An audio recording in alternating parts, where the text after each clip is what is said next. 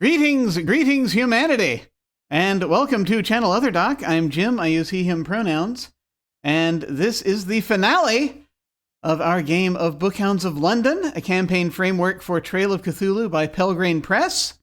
I am ridiculously excited for this. We're going to go ahead and go around and say who we are and who we're playing, and we start once again with Celeste. Hello.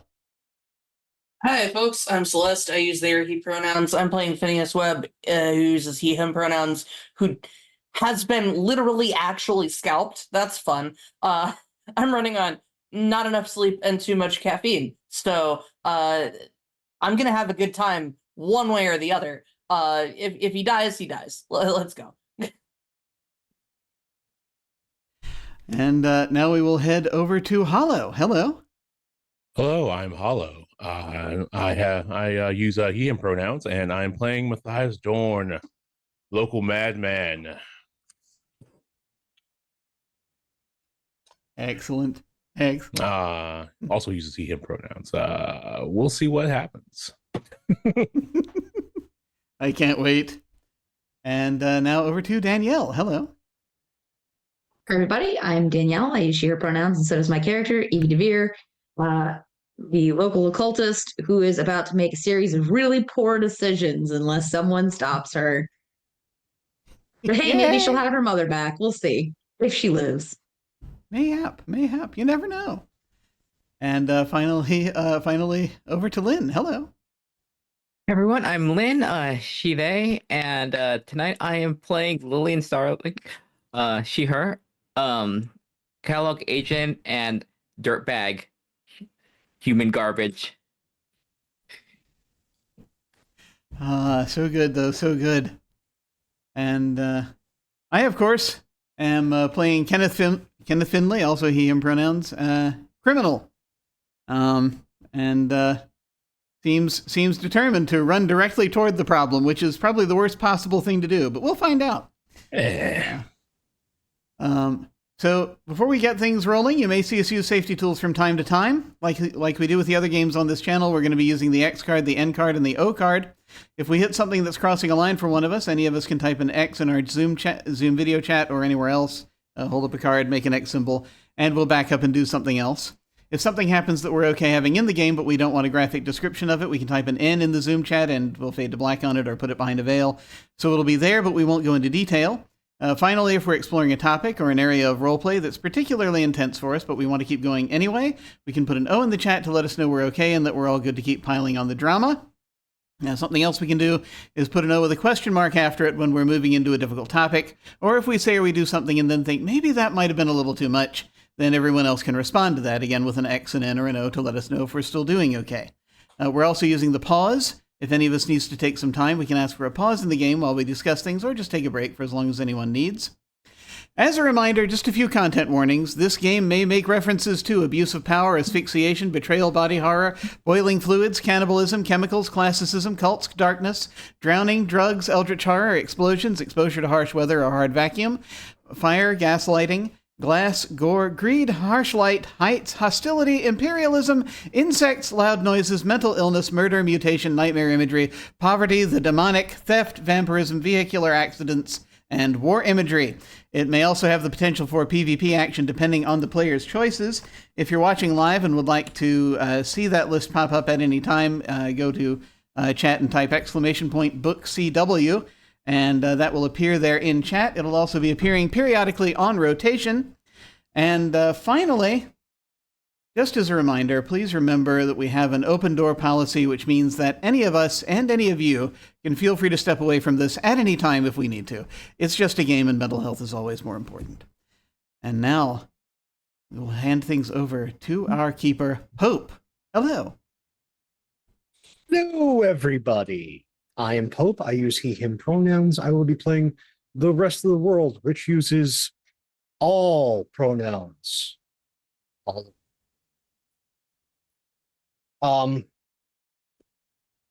So, to catch you up as we come very close to the close of our story,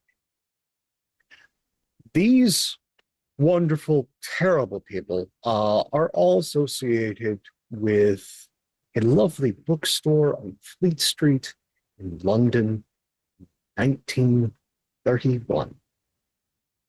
It is no longer Valentine's Day, but I don't think that matters. Individuals are getting ready with their loved ones, celebrations, but the bookstore got its hand on a particular tome that ill-fated, I think, is the good phrase here, which has led them to a series of unwanted revelations, travel completely out of London, all the way up into Scotland and Edinburgh, where they were attending a auction of peculiar occult interest that also involved everyone at their rival bookstore. And perhaps far too late did anyone realize that the entire thing was a setup for an absolutely horrific ritual. To grant somebody audience with a dark and terrible power. They are no longer on this plane of existence. And so they find themselves in a dark, gray labyrinth. And due to someone's actions, all of their rivals are dead. Some, with the exception of one, but is he truly a rival, or is he just a sacrificial pawn? And well, you can't be a pawn for anyone else but me. That's against the rules. well, Lillian, you're not close to him. The entire group has been split up within this labyrinth, as something is breaking into another entity's realm, something of far more vast and terrible power, unconscionable to the human experience or mind. Well, because, someone needs to do magic in the extra dimensional realm. Again. And now, we find Kenneth with Lillian's favorite pawn here, slowly going mad and understanding the clockwork mechanism that may or may not rule over this entire dark and tolerable realm.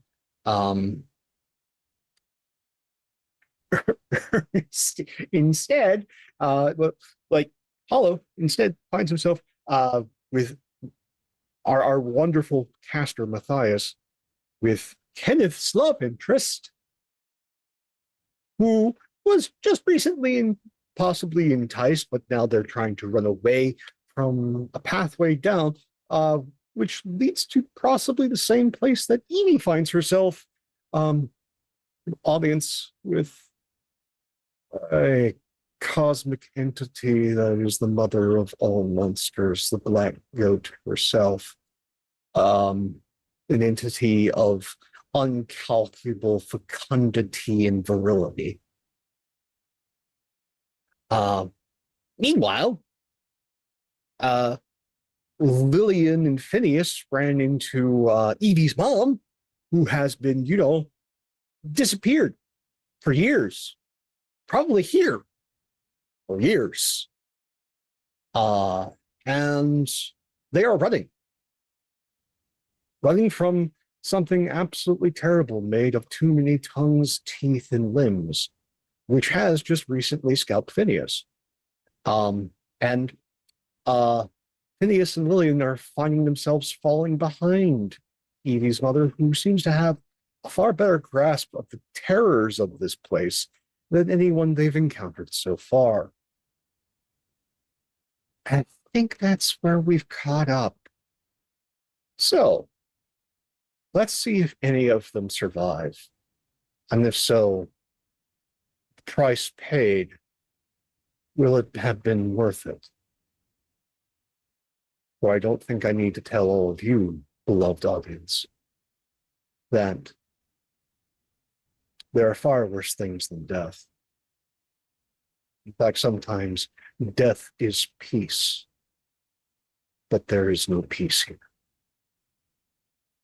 There never was. So, let's start with Edie. If I remember correctly, a digit is now no longer on your person. Well, still with you, but not attached. Yeah, I mean, depending on how much of it needed to come off, but certainly not in its whole form. That is correct, yes. Delightful. And after scribing a limitedly powerful sigil upon thine brow, you were making your way closer and closer to this entity sitting upon an altar of filth. Well, I believe first of all, I did a ton of shrooms and then I had to walk up a snake staircase. Yeah. Yes. I had not yet laid eyes on the entity. Well, you do finally crest that staircase. Seemingly the heaving breath of the serpents carrying you up just as much as your steps. And as you get to the top, there is a mix of all life. Terrible, terrible, horrific life. Life out of control and in abundance is all around you. This place is chthonic in how vast it seems, but at the same time, your mind slowly cracking can see the definition of the walls of this reality. The ceiling is so high, and yet you can still see the definition of what it makes it. Mushrooms, insects, tormented cattle giving birth to other things. All of this in a giant sort of cornucopia shape that impossibly turns in upon itself. On an altar built in life, there, swollen, blacker than pitch, the black goat herself, and with eyes of a red unregistered by humanity, her eyes stare through you. You are so terribly, terribly Terribly what? What was the last word? small. Oh, yes.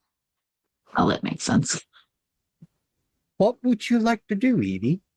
I think Edie is going to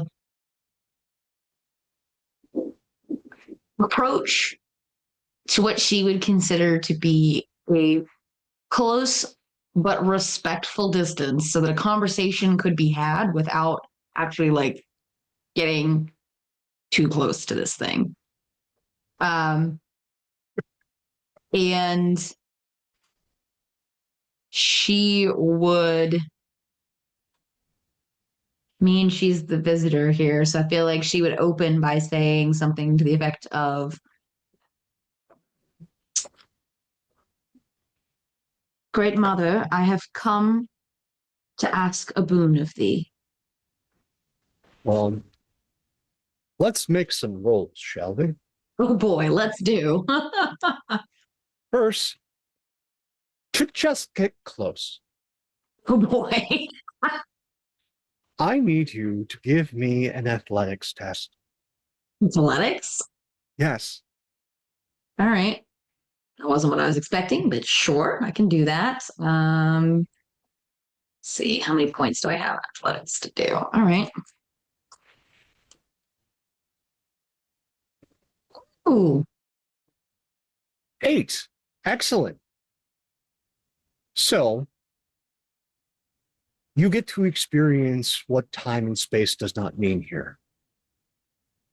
As you try and get to a close enough distance, it stretches on over and over again. And it takes you what feels like hours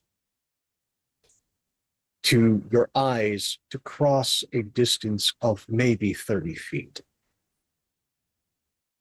Okay. Makes sense. You somehow endure this as all sorts of things undulate, squish, tear, and bite at your feet. Hmm. Now that you are within speaking distance of the great virility, and are beseeching nothing less than, as you said, a boon. Yeah.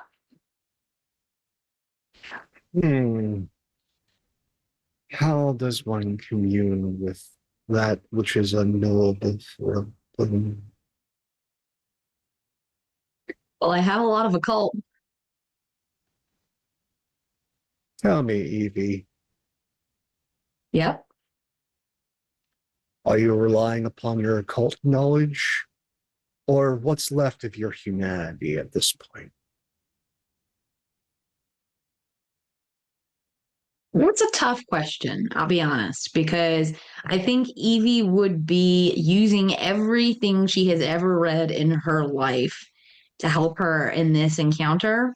But the core of why she is here and why she is standing here and the fundamental base of her willpower to withstand what she is viewing in this moment is her desire to get her mother back, which is extremely human of her.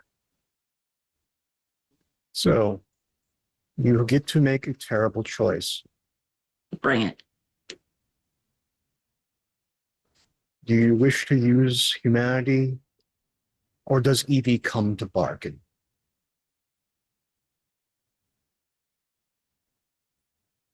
Do you want to use your occult powers and knowledge? Or do you just wish to try and negotiate with this entity? I think she would use her occult powers. Or occult knowledge, let's put it that way. Delightful.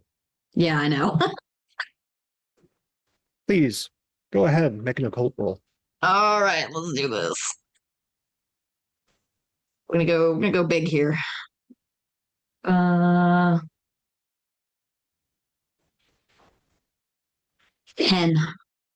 10 is big. 10 is big.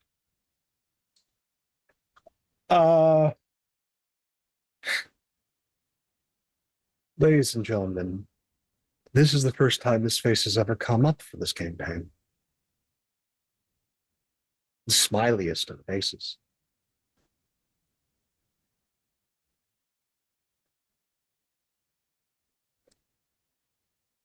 You entreat the black goat.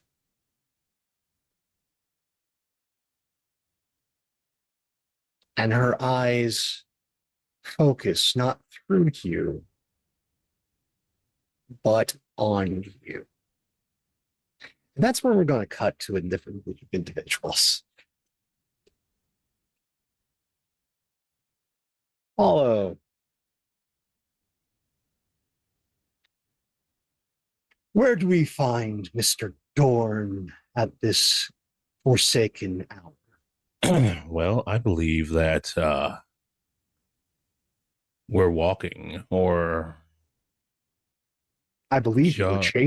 chasing. Yeah, walking, chasing, trying to keep up. Yeah, there we go. Trying to keep up was the words I should be using here, because this woman that we're following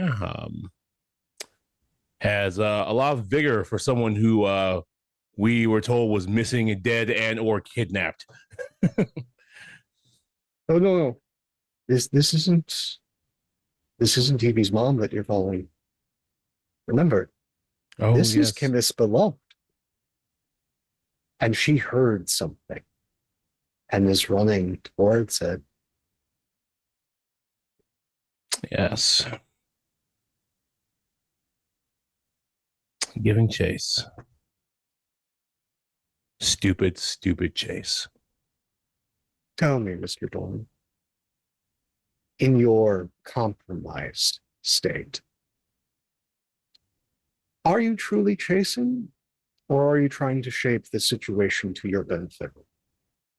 I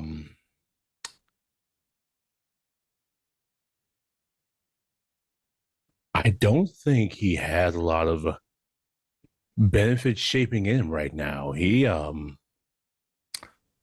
That was a lot. Doing all that we'll call it murder fights.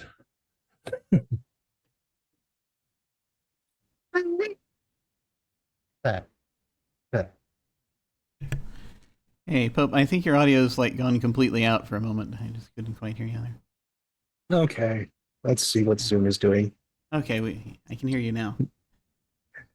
The dark and terrible powers of Zoom, ladies and gentlemen. It is more fickle than even the darkest of gods. They sense what we're doing. But no, I was saying, I like that. I like that combination. That's good. It's not quite a sacrifice, but I approve. Well, it can't be a sacrifice. I didn't eat. Or was I eating? Something ate. And left no crumbs. Oh, there's always crumbs. Nothing is truly consumed completely. There's always vestiges left. On that disgusting note, Mr. Dorn, please give me an athletics test. Ooh. All right.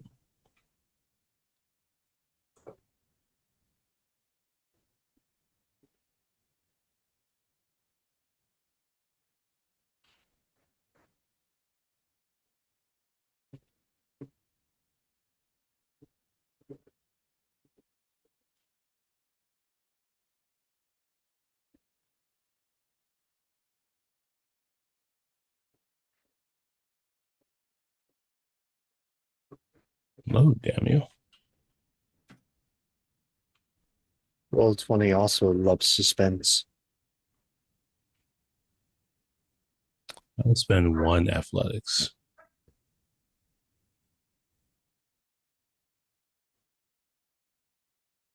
You were able to successfully give chase.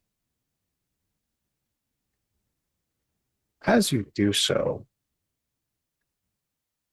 you hear straining above you, a terrible, awful, mechanical straining, something between the grinding of gears and a scream of agony. And that's when we cut over Kenneth. Hi. Hi. I need you to give me a very specific test. Okay.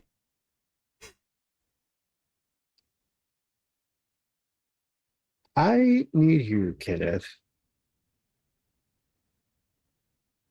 to give me a sense trouble test.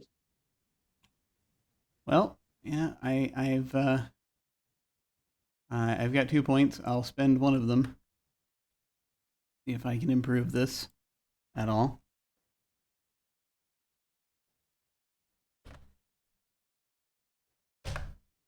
Seven. Excellent. I have news. So you can still see that shape through the clouds. Hmm. It's not being solved in a geometric way anymore. It is though an invisible hand is grasping, clutching, and crushing whatever god thing that is. And at the same time, as you witness this, you catch out of the corner of your eye that the labyrinth, maybe when you're not paying attention, moves of its own accord. And as it does so, impossibly, you happen to catch a glimpse your beloved and of Mr. Dorn. They seem to be right behind where you were looking.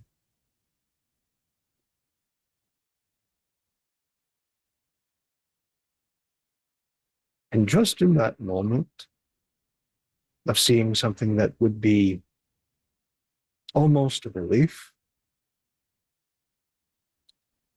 you also see that the puzzle is solving itself to try and eliminate whatever's in here.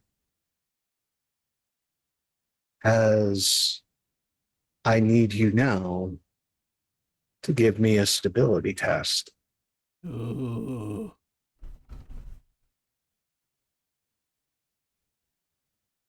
So let's see. I currently have 6 out of 8 stability because I'm assuming that doesn't refresh like everything else does. Nope. Not right now. And so You don't have any place to have solace or normality. I will, so if I spend 2, I'll be at half. But then I'll lose more potentially, right? Is that kind of how that... Oh, no, your sanity is what gets lost. Oh, sanity is what I get lost. Okay, great. I'll spend 2. And we'll see what happens.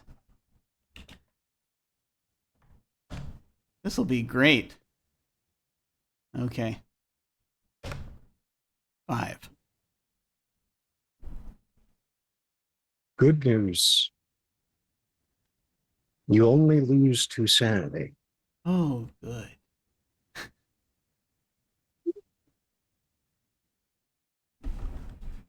As you see rushing behind Mr. Dorn silently, unheard, it is a conglomeration of everything humanity has ever called sharp. It is a jagged, ever-flowing, ever-churning monstrosity of every blade, hook, shard of glass just rolling inexplicably silent behind them. A malevolent tidal wave of death. What would you like to do? So basically seeing that,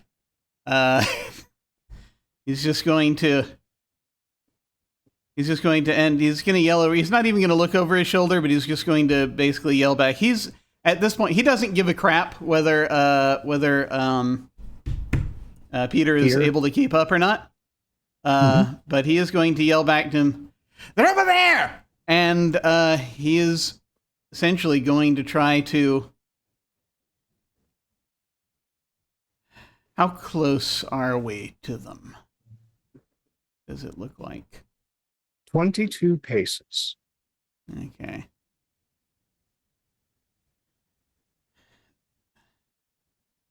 Because if it's one of those things, if I think I can get there through the maze as it's shifting, I'm going to try to bolt for that place.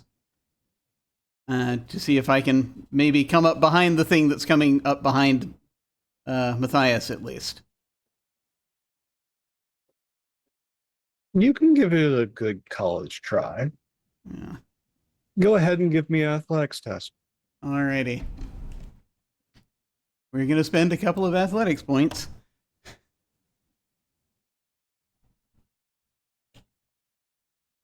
And we'll see how this does.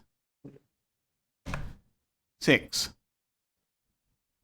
You pass through the gap, leaving Peter behind. To what fate, we don't know yet. I wish him the best of luck with the gnomes or whatever it was that was chasing after us. Red caps. Oh dear. You just gotta pick it up and throw it, and then it'll shatter. Those are probably my fault. I was swearing in Scots Gaelic, so that's it's a decent chance that they might have crept in. But yes, you are behind this tidal wave of malevolence. What would you like to do? So it's just a bunch of blades in the air, yes? Think of it more as there is a volume of sharpness in such that it is almost like a gelatin moving at speed. Okay. I'm going to see if I can find one of the longer items in my bag. Oh!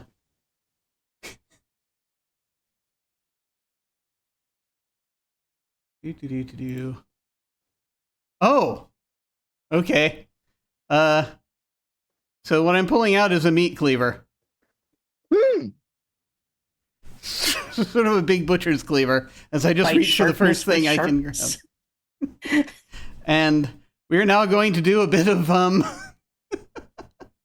we're going to do a bit of I guess parrying to try to beat these things down from behind. And Would you like to give me a weapons test? I'd love to. Let's see. I think I'll spend half of my weapons on this because this is chasing after, not because of Matthias, but because, of course, Nev is in front of him. Yeah. And I've got 10 in weapons, so I'm going to use 5 right now. Delightful. When all you have is a meat cleaver, everything else is meat.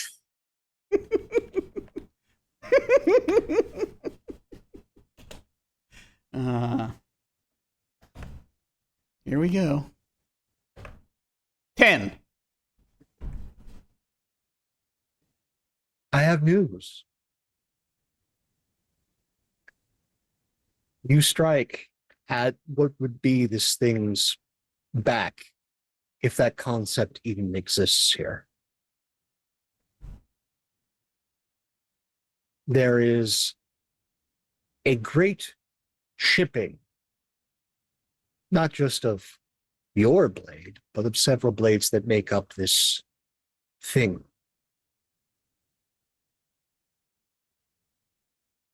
In this moment of, is it pain?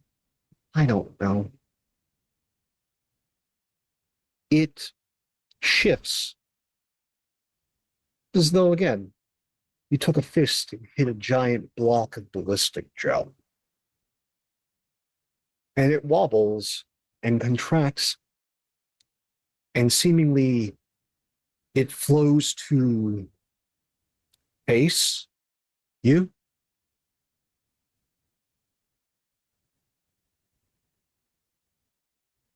Mr. Dorn, would you roll me a sense trouble, please? Yes.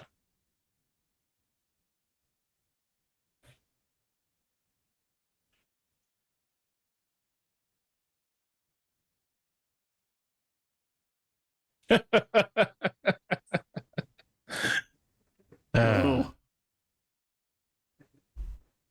Even the clattering of blade upon blade does not ring in your ears, not within this labyrinth. Sound is swallowed. Time shifts. This unreality hides many truths and even more lies as you continue following after Mev, who sees, or at least she thinks she does, Kenneth, arms outstretched, Oh, no. waiting to hug her. I don't know if it helps at all, but I have been shouting at this thing while I've been doing it. I just... Oh, Yeah. one would hope that would help, One would hope. but hope is a very fickle thing. Yeah. Speaking of fickle hope, let's move over to Lynn and Phineas. So, I remember correctly, Lillian, you started falling behind. Mm-hmm. Phineas, you were just catching up, but something decided to take a souvenir. What do you two feel like doing?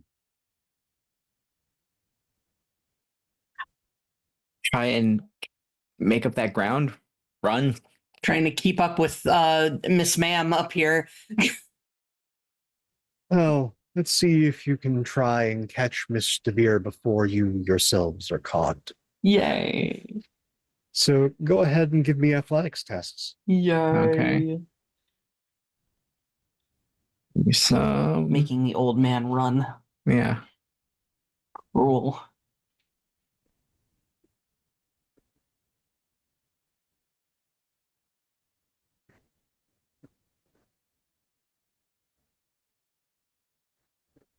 Hey.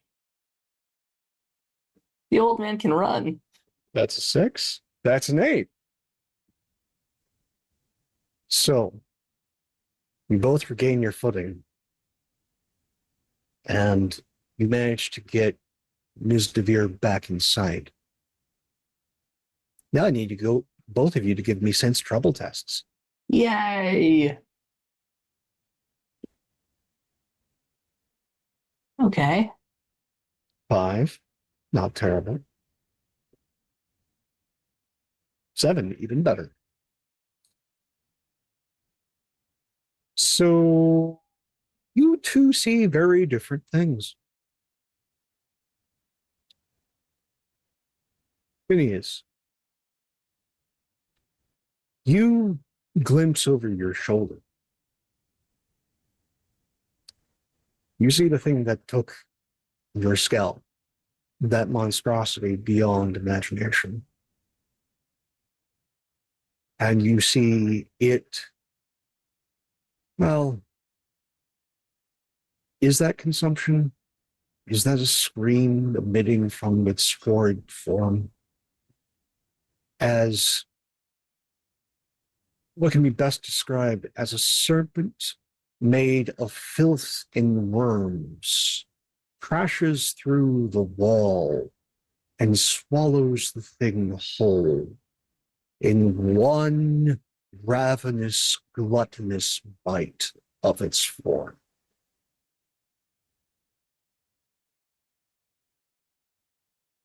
And with its screams echoing along this worm thing's gullet, the alpha predator is now turning to chase you and Lillian. Lillian, you hear a disturbance behind you, but that's not something that would distract you in this moment. That's a behind me problem. Yeah, there's now an in front of you problem. Hmm. As you two see this labyrinth that you're in shifting. It's less subtle to you. It's more direct, and it's giving you a choice of direction. You can follow Mr. Beard, or you see pathway opening up, path shifting to Peter, who's drawn his gun and is ready to fire against something half the size of a man with a dripping red cap and two very, very large knives, jagged in construction, that seems to have, at least from behind, malice towards Peter. What Hmm. would you like to do?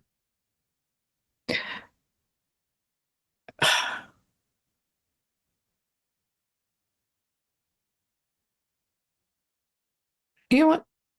Why not? Why not? We'll go toward Peter. That's the one.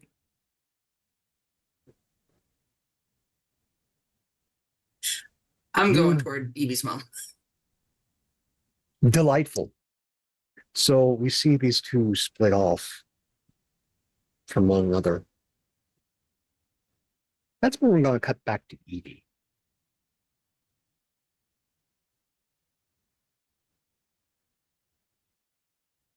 She sees you, and she has heard you. And you do not hear a voice. Such a thing is beyond what you commune with. Instead, it is the clattering of a million cicadas, the gulping of oceans that echoes through this space, but in your mind, barely being held together by some weak arcane sigil. What do you offer? It's always the worst part of negotiating with an entity because it's like, what do you want? Like, I don't.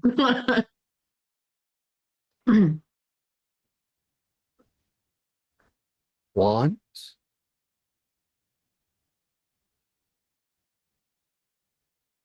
I want all things.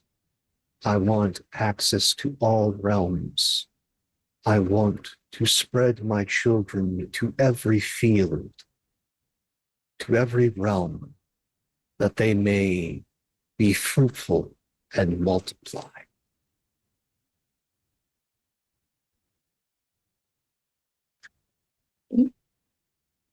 uh,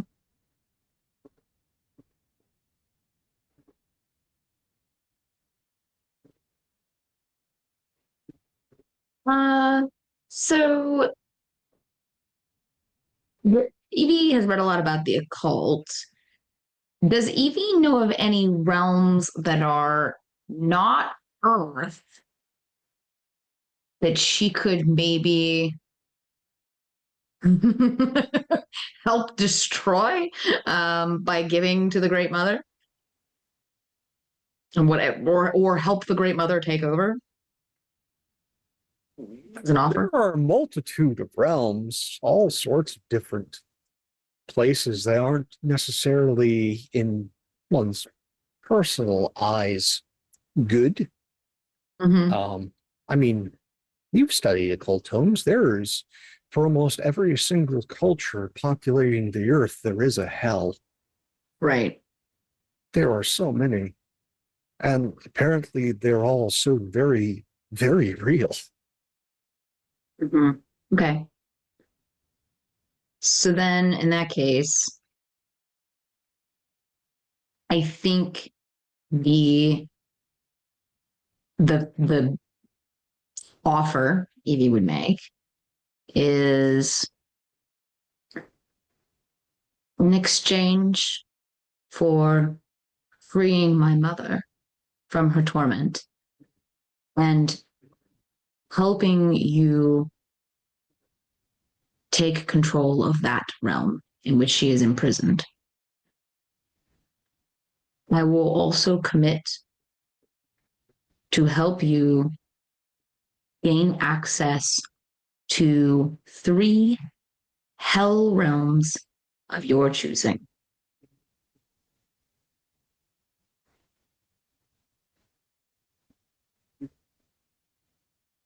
Go ahead and give me a bargain test. Awesome. I think I've ever gotten to roll bargain, but I do have points in it.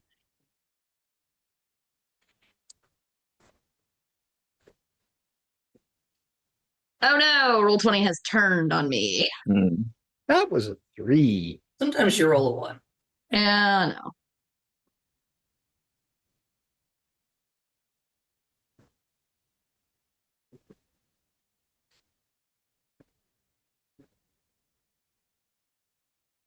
Your terms are acceptable.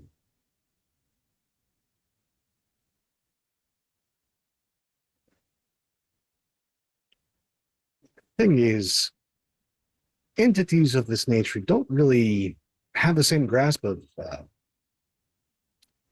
the English language that humanity does. Uh-huh. And unlike the Fae, they're not literalists. Mm-hmm. The cosmos has a way of hearing what it wants. Mm-hmm. So there's a number of things that are going to occur, but first we need to check in with some of the Yeah, others. sure. Totally. Nothing's gone wrong. Everything's fine. So, Kenneth, Yes. tell me, in this moment, do you wish to fight or flee? For Kenneth, that's never really been a choice. The thing, of course, is that I assume that he sees. That does he? Well, that's the question. I guess the question comes down to how much does he see beyond the bladed creature. I assume the bladed creature is between him now and Yeah. Matthias and Nev. Can he still see them? Do they seem to be getting away from what he can tell, or can he not see exactly what's going on over there? I will let you give me one of 2 tests. Okay. You can do a sense trouble, its difficulty will be high, Okay. or you can try and spend some of the last stability to save one of your pillars, Hmm. who is Nev, and do a stability test. To try and enforce your will, what little of it is left upon this now very malleable reality. Ooh. Well, if I kind of even on a subconscious level realize that that's an option, to try to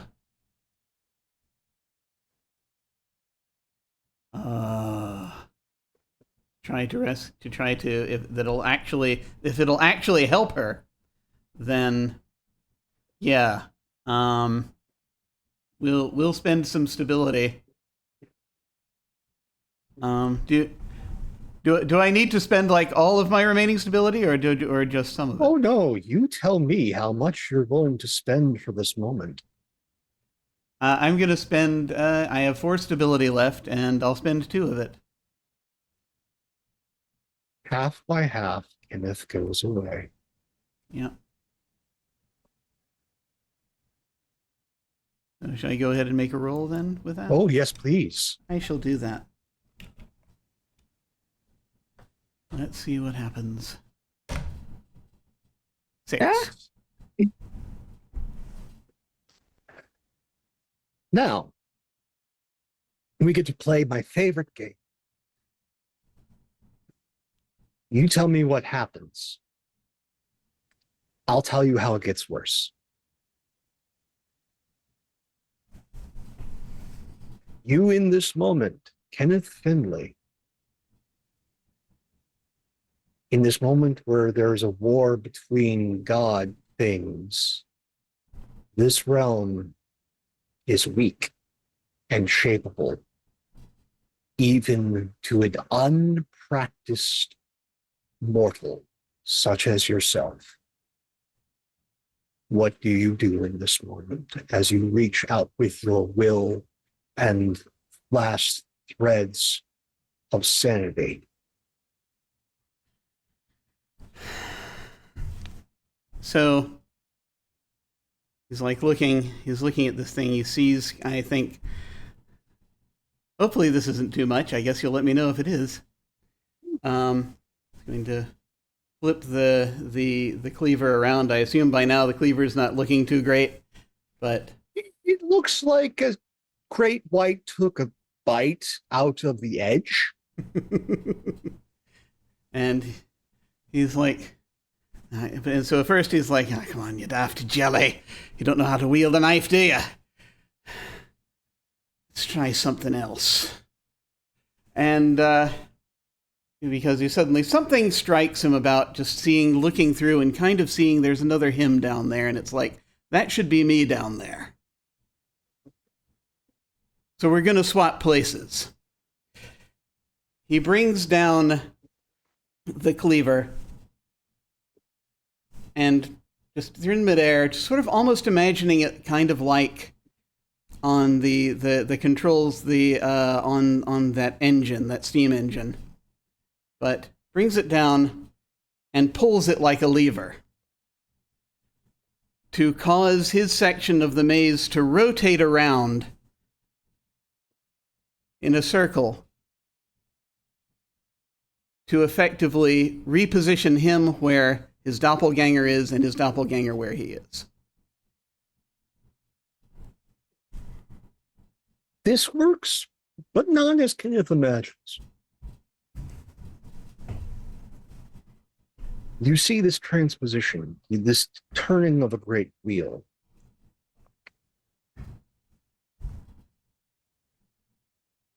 You are where your doppelganger is. Actually, you're in your doppelganger.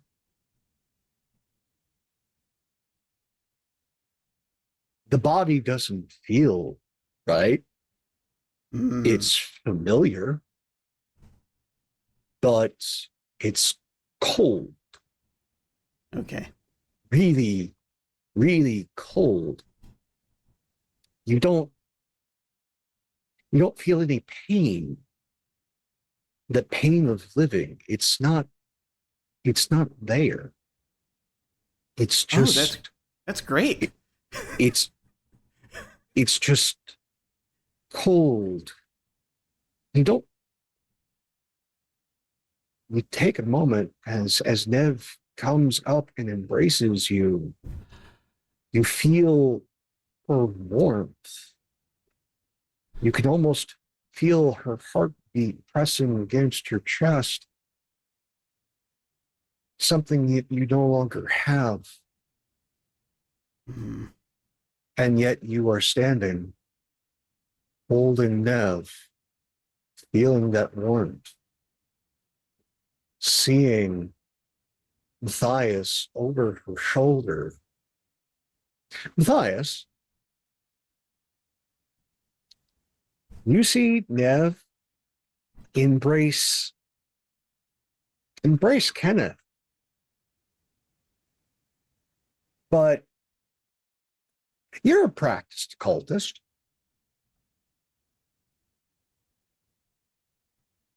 You're fairly certain that's not Kenneth. You have dealt with the myths of doppelgangers before. There are many. Almost every culture has a thing that can take the faces and forms of others. There's a number of telltale signs. Something about the eyes not being right.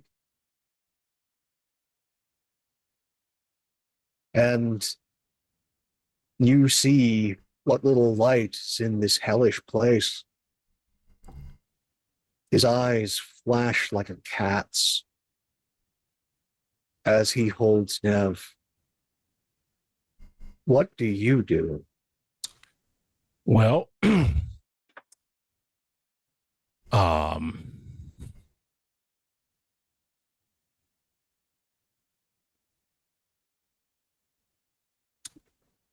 the problem with doppelgangers is not just that they look like who you love and who you think they should be, but also They're terrifyingly strong and cunning.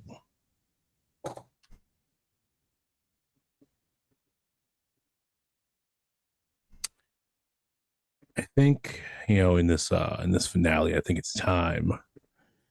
And I just have to hope that Nev is one tough son of a bitch, right? And hopefully, obviously Kenneth is no panopticon, and the actual Kenneth is not looking down upon me and watching me right now. That would be absurd. That'd be ridiculous. That'd be fucking ridiculous if, actual Kenneth was watching me at right now, at this place, at this time, in this labyrinth, like some sort of prison warden. That'd be weird. So what I do is I walk up and I say, "Oh, Kenneth, thank God we found you." It didn't quite work. Didn't quite work. You're all right? You're all right, love? You're all right? Okay. Yes. It didn't quite work. Something's off. And Something's off. I pull out that gun. It's so damn cold with here. that hair trigger. Mm-hmm. I'm never going to get a clear shot on this fucking doppelganger. But I can get a clear shot on them both.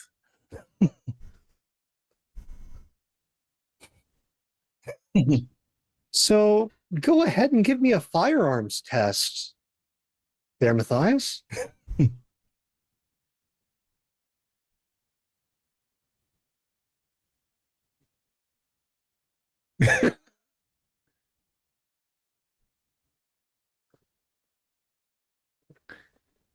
Nev will be fine. Nev's always fine. That's how Nev works. Nev's always fine. Ooh.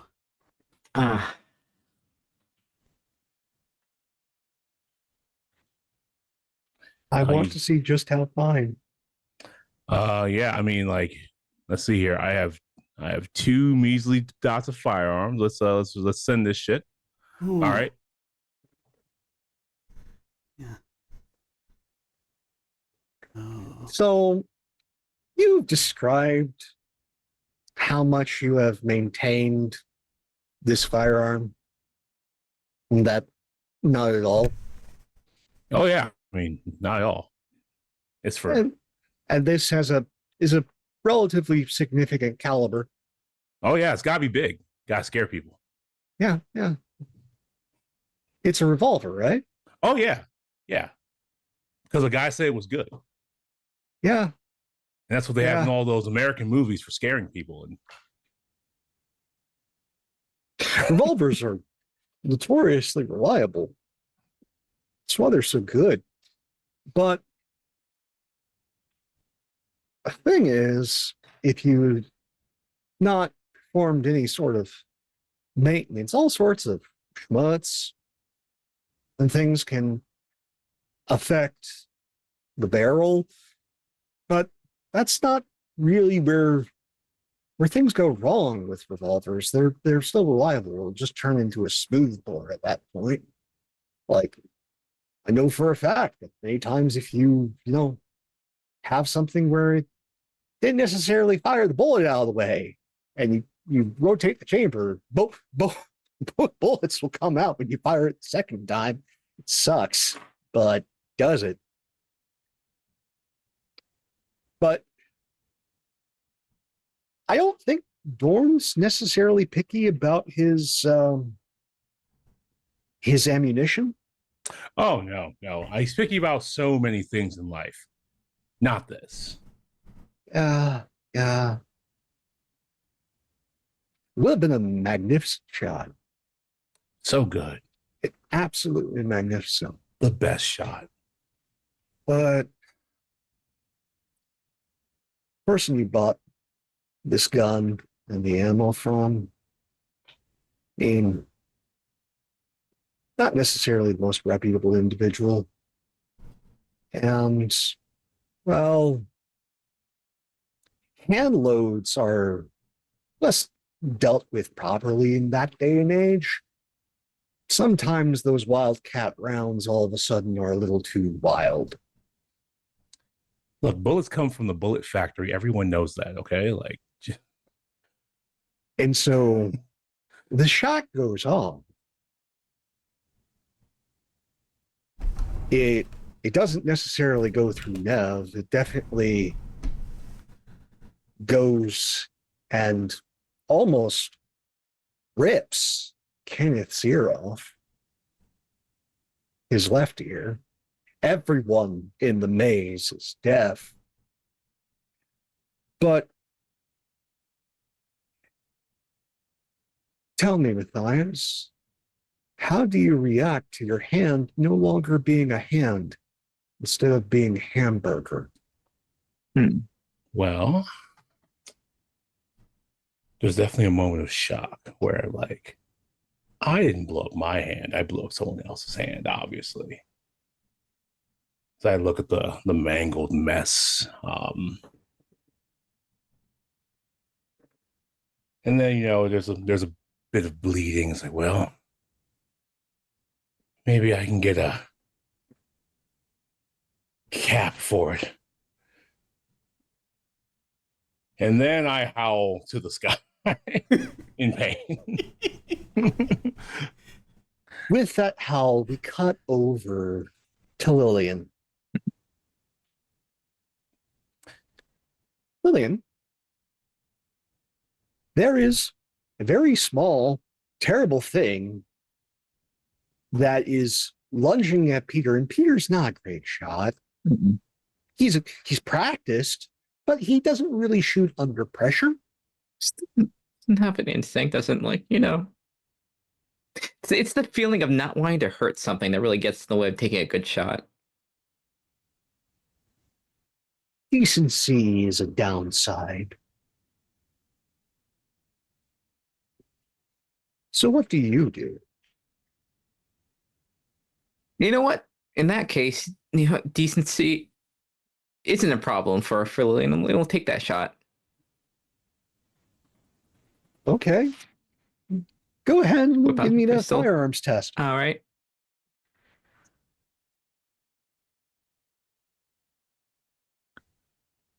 Let's see. We'll do. 2, 3, and see where that goes. 7. So, almost in tune with Matthias's scream, another shot rings out.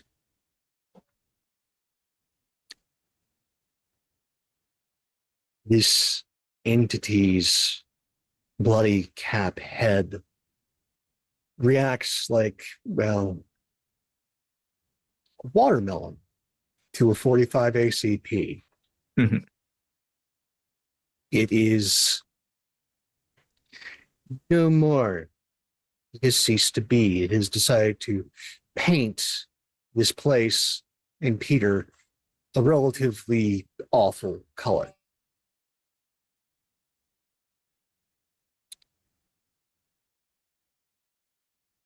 As the mist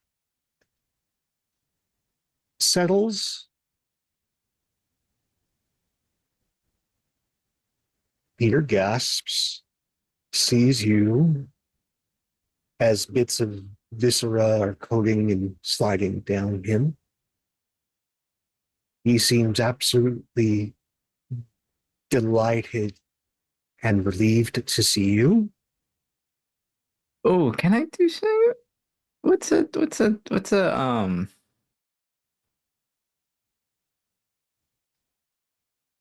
That's a you know, for where we are in our that's a foreign expression. Is this Peter? Go ahead. If it isn't, they'll confirm one thing. If it is him, they'll confirm another thing. Go ahead and give me an assess honesty test. Okay.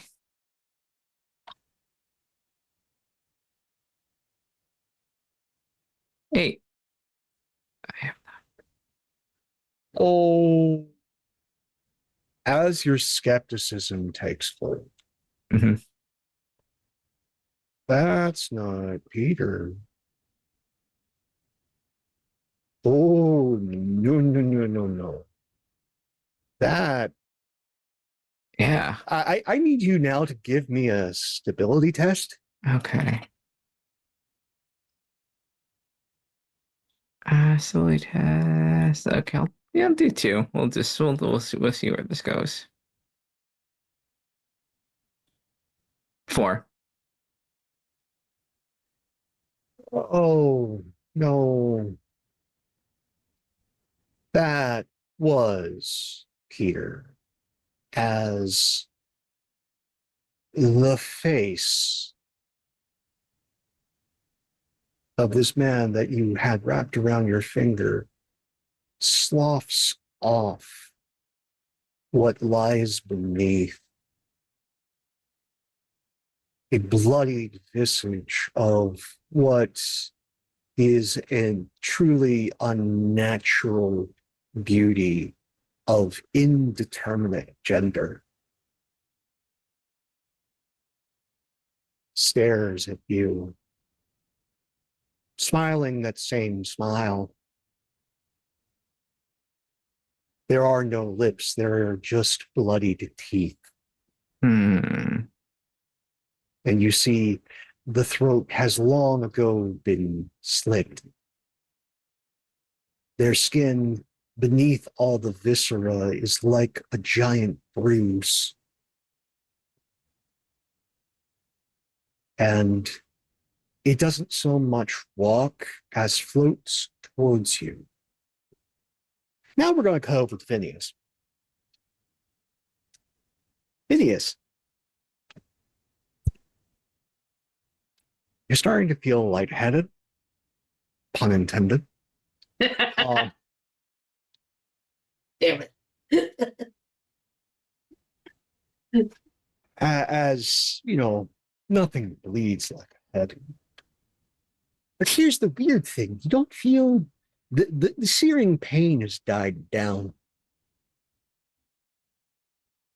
It's died way down. And you are now having left Lillian or are catching up as Miss DeVere finds herself at a dead end. That rhythmic no, no, no, no, no, no, no, no. And just as about you are to reach her, your eyes blink for a split second, trying to get the blood out of your eyes. And she's gone. What do you do?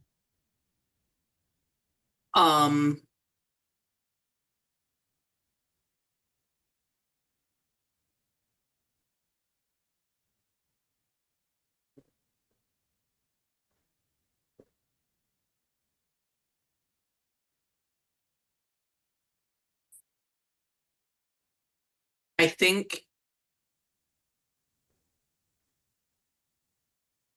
he closes his eyes, goes back to the core of what he was trying to accomplish, which is find a way out.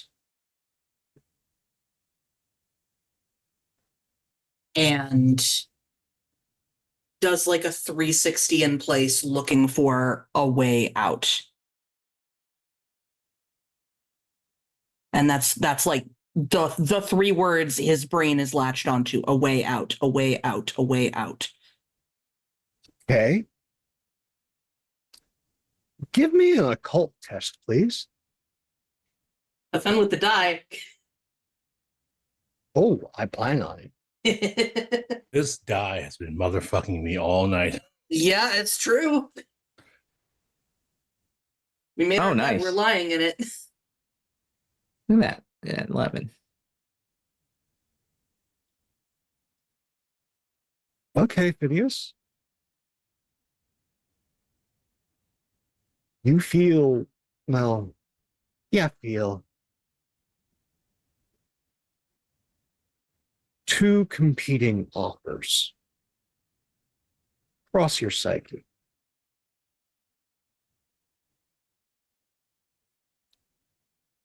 One offers you Not necessarily a way out, but a way to survive. And great power. Great and terrible power. The other one definitely is offering you a way out. But the price is every last living relative of you in your line that you get out scot-free. No. No. That's the hard no, because everything that he's done, everything that he has continued to do, all the lies he's told, all the faith he's broken, has been to secure for his family a future, to secure for his lineage.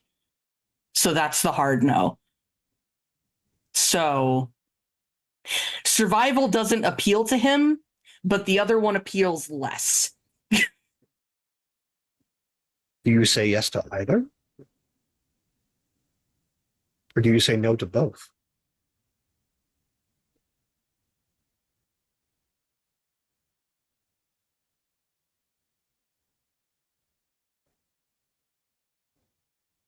Honestly, I'm feeling no to both. So, tell me, Phineas, what happens to you? What's your end?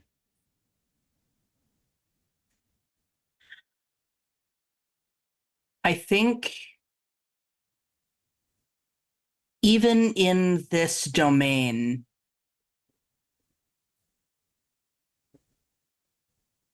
the promises that he broke, the deals that he reneged on, still find him. And something that he sold himself to without the intention of it ever cashing in finds him. There is the clacking of heels down this long corridor. The smell of high-end tobacco wafts through the air as Phineas slowly turns around. And we see a very familiar redhead. Yeah. Told you didn't have long.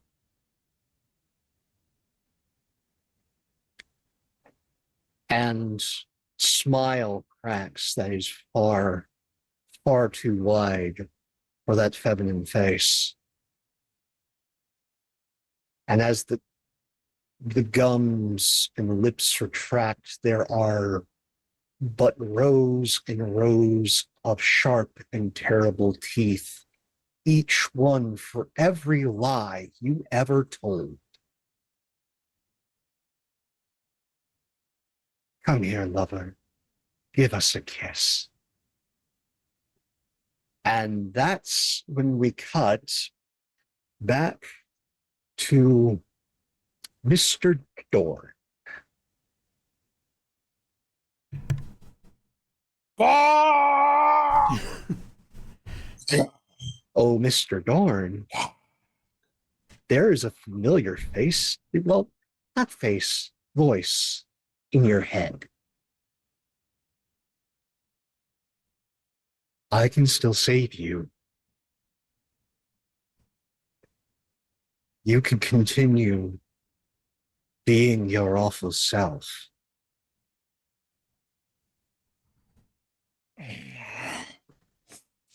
The book's on you. Burn it. Burn the book.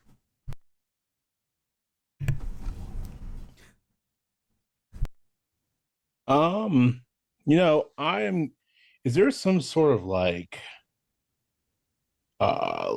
willpower like role I can make? Because I know the media that this entity comes from, so I'd like to make a choice that is somewhat outside of my brain. Go ahead and give me a stability test. There we go.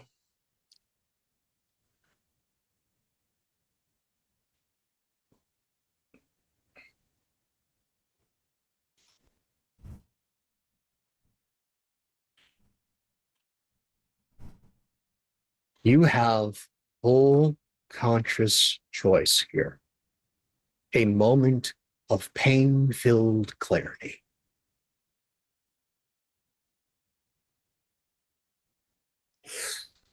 Oh, fuck you! Fuck you! Fuck you! Oh! Fuck me? Mm-mm.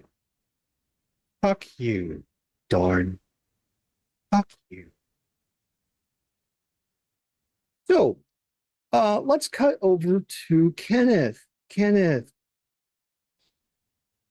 Hey. you can feel that your right ear is no longer where it should be. Doesn't Yeah, hurt. It's yeah. just missing. Nev has kind of fallen into you, crying as you're holding her in your very cold arms.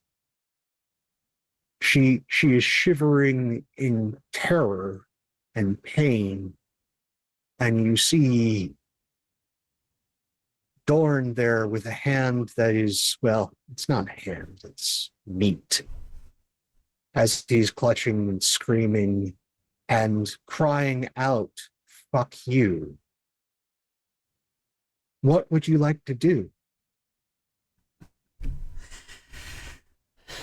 So this guy just shot at us. Shot at her. Gun blew up on him, which, you can only think of as some form of providence. But the first thing is he's going to kind of sort of spin to make sure that that he's between her and Dorn just a bit. Yes. And he's like, all right, love, got to deal with this. It'll be okay. It'll be all right. I made it, but we got problems, but we'll take care of that. And I just sort of looked down at Dorn, who's yelling in agony, and just basically, you daft magician. The hell are you doing, sacrificing us? And I don't know if it's going to cross Kenneth's mind that he knows he's in the wrong body right now. He's not clear on exactly what kind of body this is, but it's very unfeeling, and in some ways it's very focusing. But let you be you. Yeah, it's yeah. And so he's just like, so you're gonna tell me now?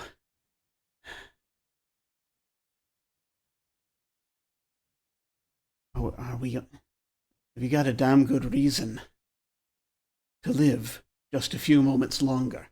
I say, am I still by any chance now? Am I still holding? Do I still have my tools, or does this guy not have copies of the tools? No, you don't have tools. But tell me, Kenneth, how angry are you? So, well, that's the thing, is that he's cold. So maybe not as angry as he would be normally. But there are many forms of anger. Yeah, it's true. So I think is what he's gonna. So how angry are you? Might I suggest that he's angry enough, and he wants to give Matthias a choice here, and his instinct, of course, is to reach for a weapon, which I think, here's the thing, I think part of him it's just his hand is going to do it. Maybe. This is when I get to kind of. It depends. I don't know, or unless it's not that kind of doppelganger. But I get to pull a little bit of the curtain away as to what mythology we're dealing with here. There's this cold anger, and you want a weapon. Yeah.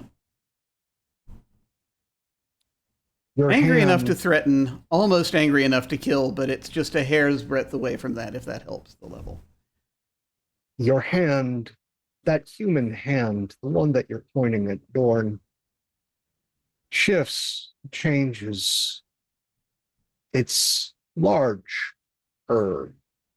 feline, has claws, large feline claws, not quite the size of a tiger, but respectable. Hmm. Okay. And so he's just basically, when this happens, a little part sort of registers in his head. It's like, okay, well, I've never been a cat person exactly, but okay. And which also possibly sort of also registers with him. It's like, okay, yeah, oh, right, wrong body.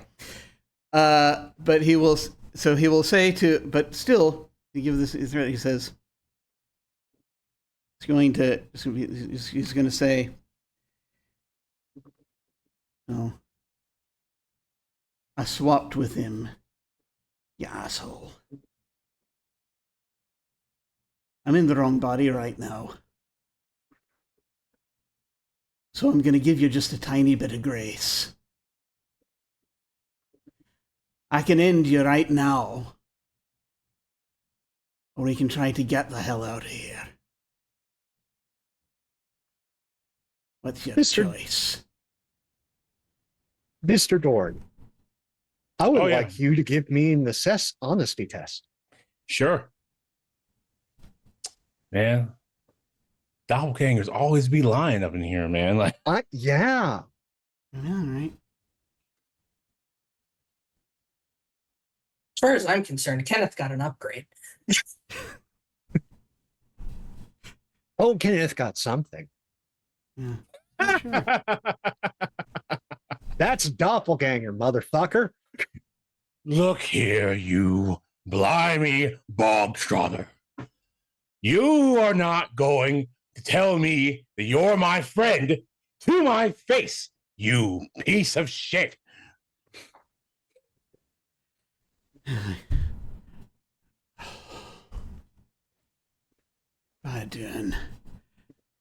Dorn, I was never your friend. And I'm going to swipe at him with the claws, basically. I'm gonna just Go. You're not even going to roll.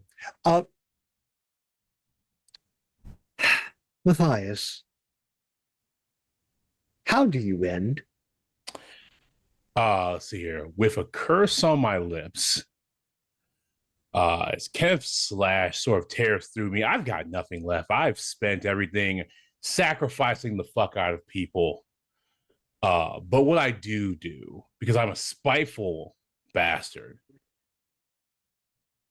is that, oh, fuck, I commit this death to the goat as I fall backwards. We'll get back to what happens in a moment. Lillian. Mm.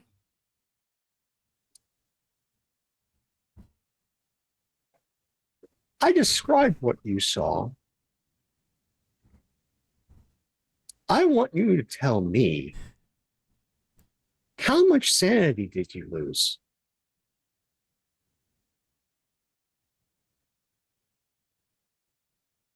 I rolled a 4. What does that mean? That was not successful. Yeah. But I'm giving you, in this horrific moment, just how much sanity did you lose? Yeah. 4. I'll say 4. 4 sounds great. So, with that sort of sudden sand loss, what sort of emotional malady would you like to have in this moment?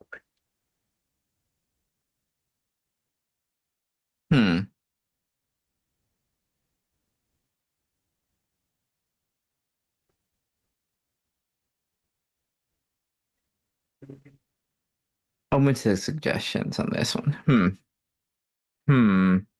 Because Lillian doesn't strike me as someone panics. But she does strike me as someone who could possibly, under, absolute supernatural bullshit distress, have something akin to delusions. Sure. Yeah. Delusional is probably. Yeah.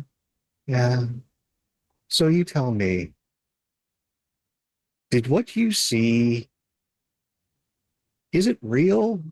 Or is that Peter that's coming up to you right now? It's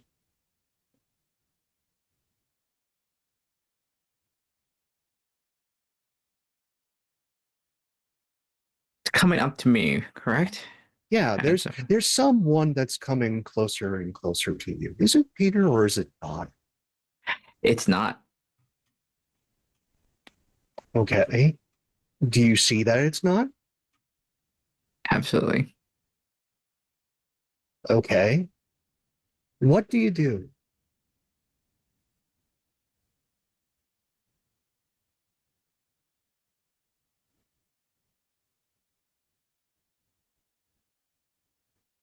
The thing that has kept Lillian alive. She runs. You she's not run. someone that will stand up and confront if there's any other trying to escape. Delightful. You run. You run. And as you do, you feel the ground underneath you go from stone to moss, to filth. You lose a shoe. Then you start sinking to a little bit above the ankles. You feel the insects crawling in this muck. You finally hear, you, Kenneth, Nev, you all hear the last screams of Leviathan as the mechanism of the great tormentor, the avatar of pain, is crushed into a singular point and is no more. Let's go over to Evie.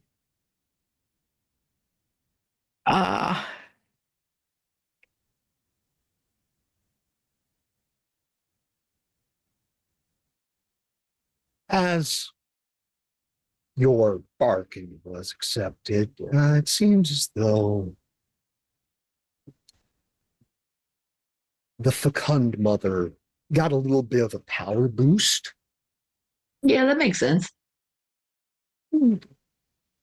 Ritual sacrifice does all sorts of wonderful things. I have news. Okay, awesome.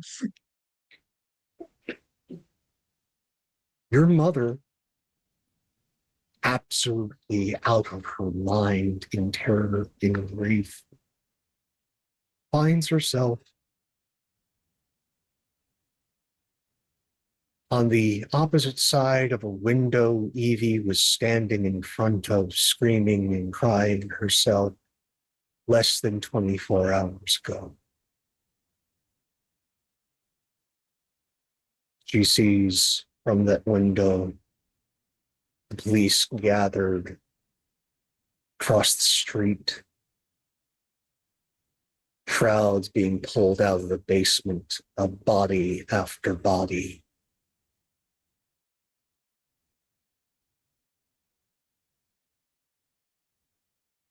You see Evie,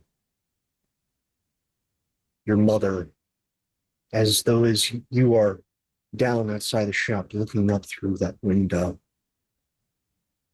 You see her crying, mouth contorted in a scream, but you do not hear her. You see three robed figures in the room you were in not too long ago, all kneeling in supplication.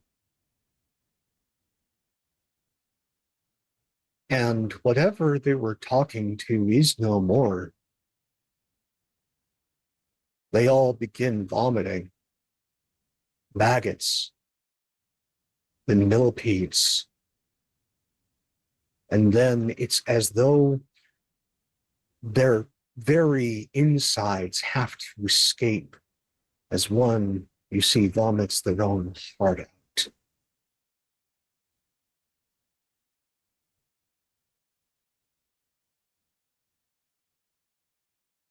You feel in this terrible moment your bargain agreed to. It is sealed. You don't make it out of this. I want you to tell me two things. Mm-hmm. First, how do you open the way to three hells? Tell me what they are and how you open the way. Gosh. I mean, I don't see this as being something she is capable of doing right this second, but it might take her some time. Oh, you have the power right the second Oh, to okay. open any door. It Awesome. just takes a human will, a human soul Okay. to part the gate. So, hmm. She has the power to open any door right now. I think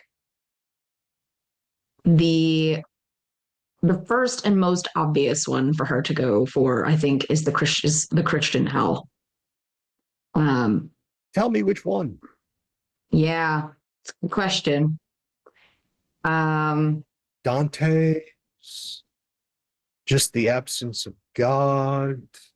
Probably Dante. She was, I think, probably raised Catholic or close-ish, coming from the French side. So, Yeah, there's so many Christian hells.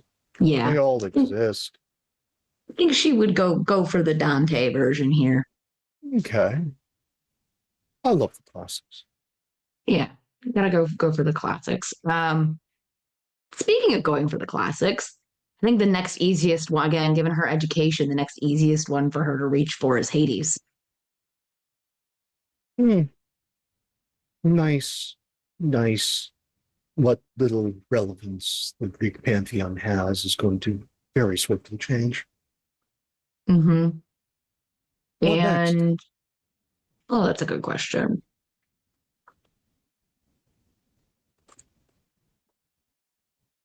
Hmm.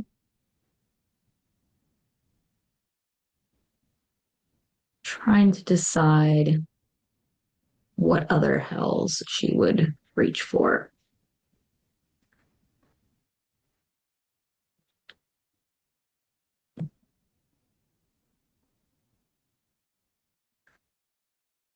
Hmm.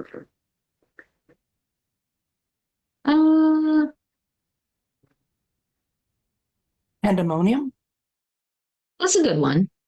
But given, That's I think, exactly what I'm thinking. given how many demons and demonic things we've seen floating around, going for a little bit of revenge there, maybe. Um, yeah, why not? Let's go with Pandemonium. Delightful. So in this moment of being infused with power beyond reason, but a very specific impetus to, to uphold your end of the bargain. Mm-hmm. You open these doorways. You feel connected to all of them quite intimately. and you feel a flood almost pass through you to each flood of life, flood of filth. Tell me, Evie, how do you end? Hmm.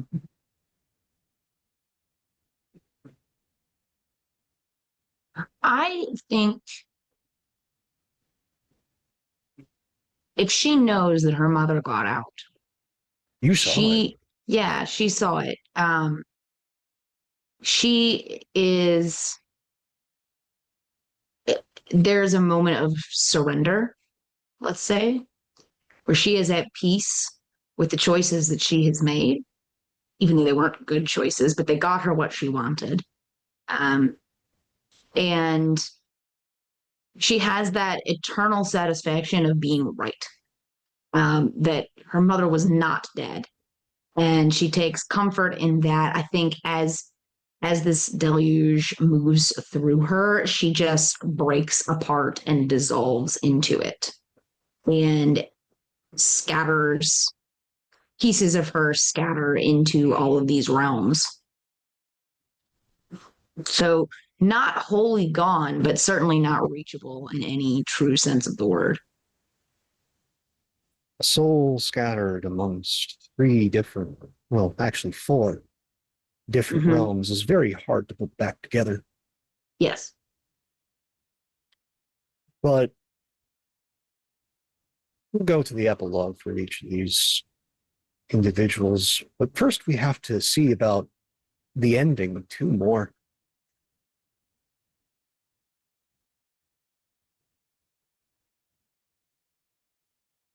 So, Kenneth. Yeah. What would be the worst outcome for you right now?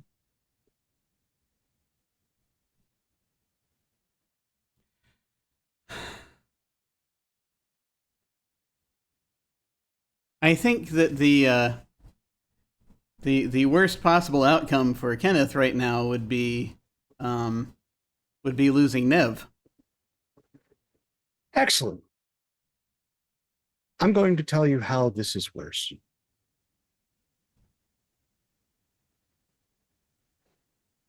As you stand over Matthias's quickly dissolving body, it's almost like Alka-Seltzer.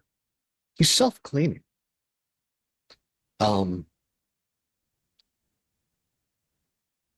Your hand reverts to normal as Nev sort of hugs you gently from behind, weeping. She's just going, I'm so sorry. I'm so sorry. I love you. And you feel her warm hands turn cold. And you are back in that terrible room in Edinburgh.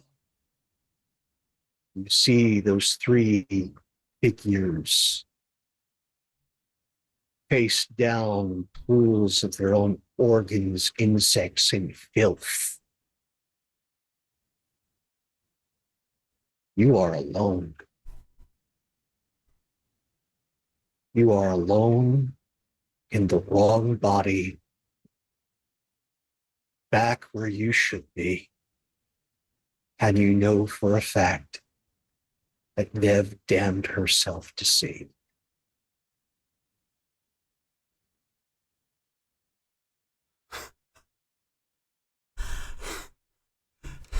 As he's realizing this, it just sort of comes to him. He's just like, you bitch, you beat me to it.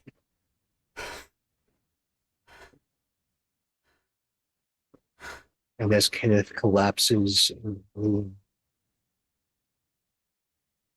that is just befouled.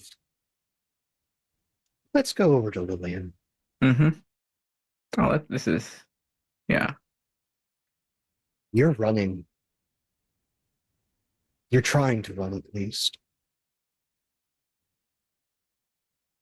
And as you're riding down this quickly sinking road, you see an absolutely gorgeous redhead.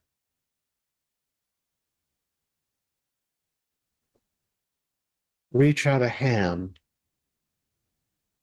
Honey, would you like a lift out, or do you want to stay here?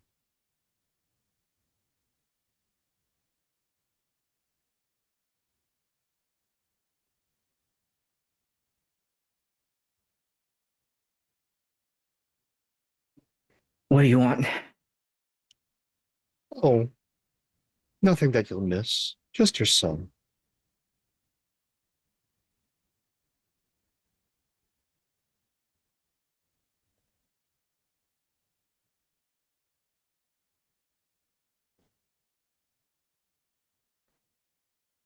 Lynn will give it a look.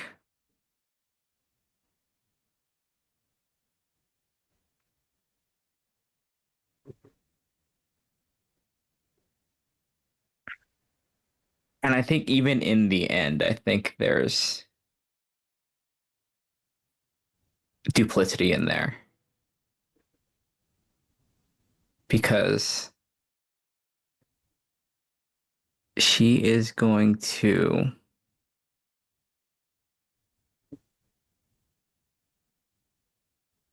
No, I can't.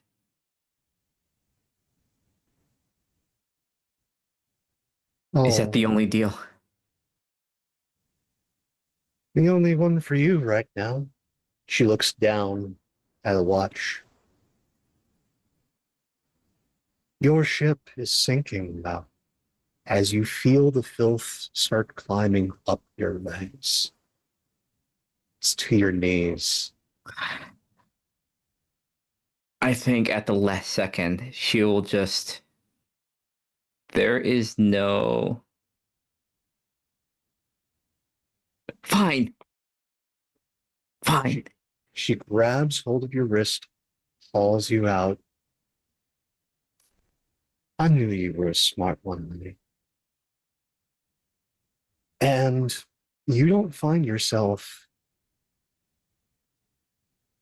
in London or Edinburgh. You find yourself back in the US, absolutely clean, in a little black dress. See your reflection in a storefront. It's a bookshop. Has your last name on it. Antiquarian Books. Established 1931. You hear the traffic behind you.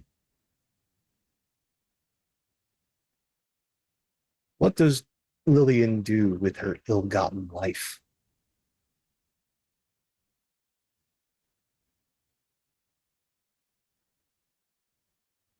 Ah.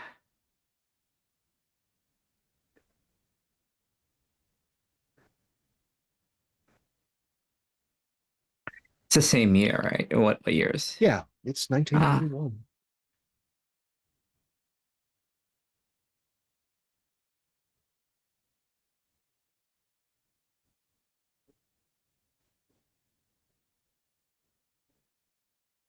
Nothing different.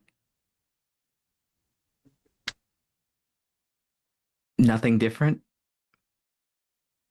She'll use whatever whatever benefits that her soul gave up.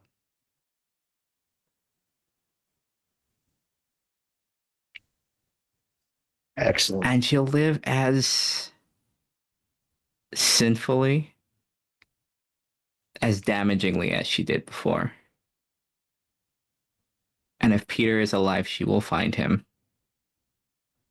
Oh, such a tender soul is no longer. It's not one you're ever going to see again.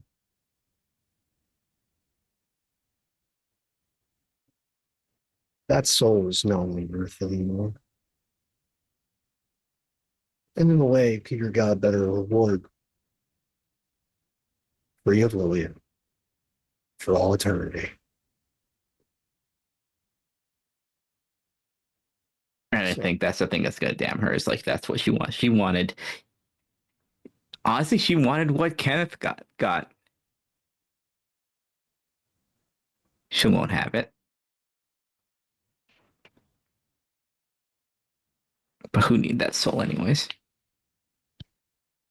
Oh, in the trade of Bookhounds, there's rarely happy endings. Just endings.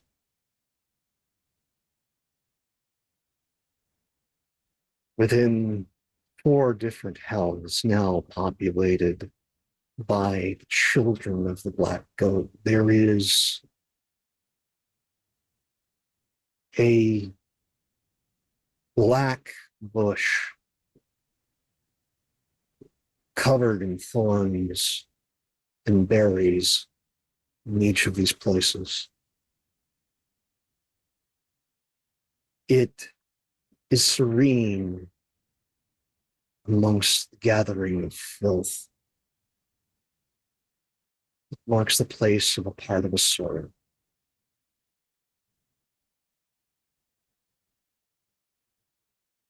On Earth, somewhere in the Edinburgh Zoo,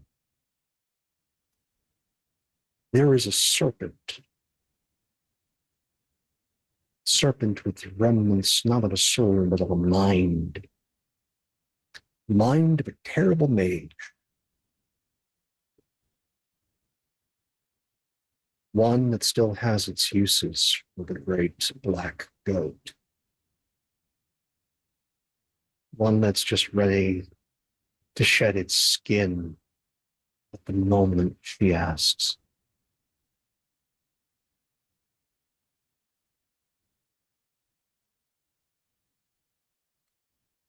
There is a hell that, well, Evie didn't defile. Not a Christian concept of hell. This one is far more materialistic, very humans. And we see something that looks akin to Phineas, tied upon a rack. A beautiful woman picking out her favorite poker from the fire.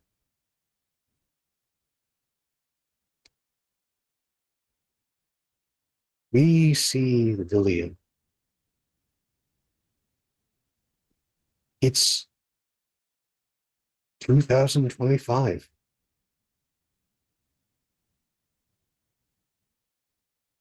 Bookstores still open. Same street corner. But that's not where we find her. There's an auction happening within the Empire State Building. Sitting amongst the many suits, those who understand the nature of auction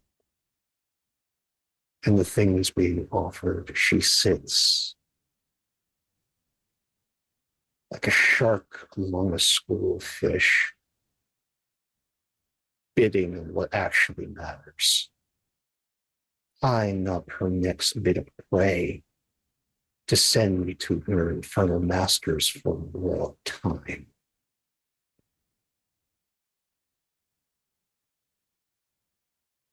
Then we see in a tiny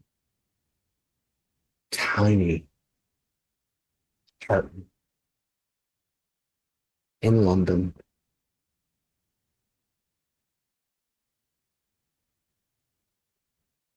nowhere near as well preserved as Lillian. But Kenneth has gotten older, grayer, at least the version that he holds in the modern day. A fixture amongst the London mob. A man who gets things done. Vicious. Without remorse. And with nothing to lose. And that's where we end our story.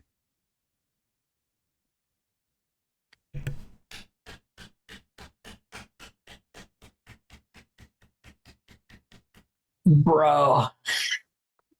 That's good shit.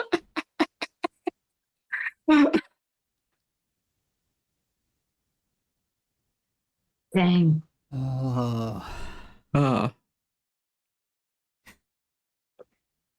Feelings, many.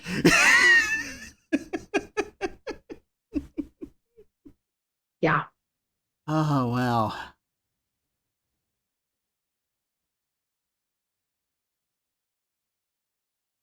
Thank you so Oh, yeah. much. Now,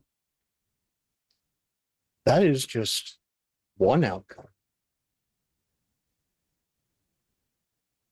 As you wind down and let these wonderful people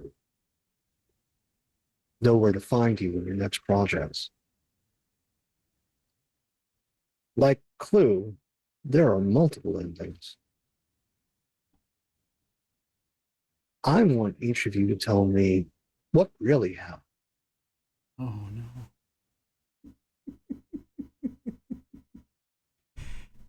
Interesting. Mm. Mm. So, before we do, so as we are doing our outros, let me just ask, Pope, do you want to go first or last? I'll happily go first. I'm a much member of the audience as the rest. Hey, everybody, Pope here. Pope will build over on the internets.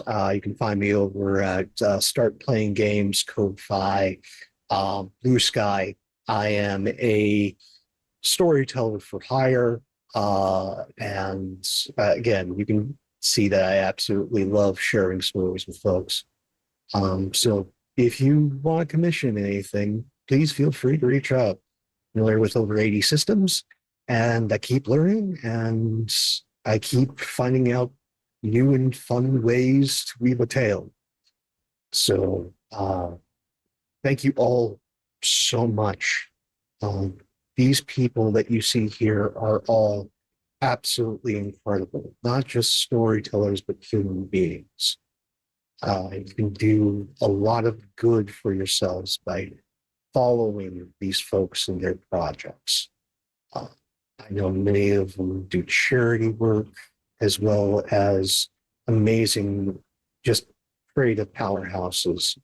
If you are looking to do anything like streaming and you need people to buy into your idea, these are some of the absolute best. I couldn't tell the story without them. And it's been one I've been wanting to tell for a very, very long time. And thank you so much for being here. The story's nothing without its audience. You're much part of this, sweetheart. Please take care of yourselves and one another. And be kind. See you soon. Pope, thank you so much. We're going to continue going around, and as we need to, we're a little under the gun on time, so we're going to keep going around. Feel free to tell folks where they can find you. If you have any quick final thoughts, feel free, but then also give us your alternate endings, I believe. Or, yeah. Director's cut. Yeah. There's many truths. I want to hear yours. All right. And so we're going in reverse order, so we will start with Lynn. Hey everyone, I'm Lynn.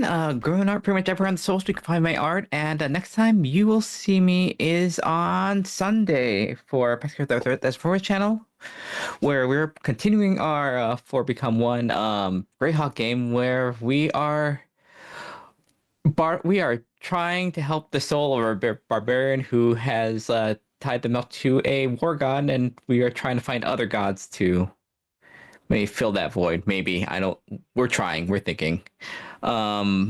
But we're also trying to gather swords, so that's fun. And on Tuesday is going to be the last session of our Shadowscar game on Wandering DM's channel. So if you'll check that out, see what our ninjas do after we have crushed a steampunk mech. And on Thursdays, not this coming week, but every other week after next week is our Girl by Moonlight game, Daughters of Io, where we have beat our first enemy in our mechs, and but there is terrible fallout. We have instigated a bunch of things that downtime is going to probably like hit us pretty hard. So I can't sad mech piles up my shit. Yeah. And you know what? There is, I think that I'm happy with that. Lily's not happy. She didn't get what she wanted, but she's a survivor, and you know what? It's in existence. It's a terrible existence for everyone else, but you know what? That's fine. She can be like an evil NPC to someone else, you know?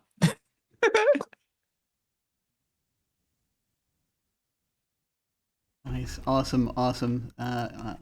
Lynn, thank you so much. Lillian was wonderful. And we're going to head on to Danielle. Everyone, I'm Danielle. I'm not currently in any other streams, but you can follow me on social media. And if you want me to be in your stream, just drop me a line. Always happy to do so. Love playing different systems. This was awesome. Thank you so much, Pope. I really, really enjoyed this. This is my second player character to sort of question mark. So I enjoyed getting to see that end for Evie. I think mine is not a pure ending, but mine is not an alternate ending, but a continuation of your ending. I think that after many long years of work, perhaps, there is a universe in which Evie's mother and Evie's uncle managed to get the four pieces of her soul and put her back together. It is a long, arduous process. And Evie gets a very limited amount of time with her mother before her mother passes properly. Mm-hmm. Awesome. And thank you so much for playing. I'm so glad we got to play again together. It's been forever. So good. And now over to Hollow. Hey, I'm Hollow. You can find me at Blue Sky, at Hollow Invective. I'm not really streaming anywhere right now, but I would love to be. So you should probably reach out, and we can talk about that, I suppose. I feel like Matthias's alternate ending, continuation ending, is one where he is probably constantly on the run and hunted. In his final moments, he said sure to Mr. Botch, but also sure to this thing.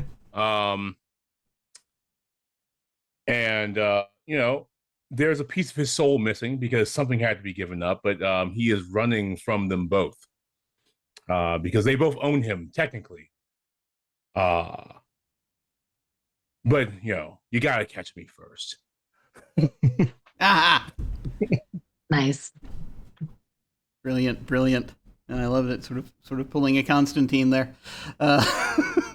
Excellent. This was wonderful. Matthias was so great. It's really wonderfully evil. I loved it. And finally over to Celeste.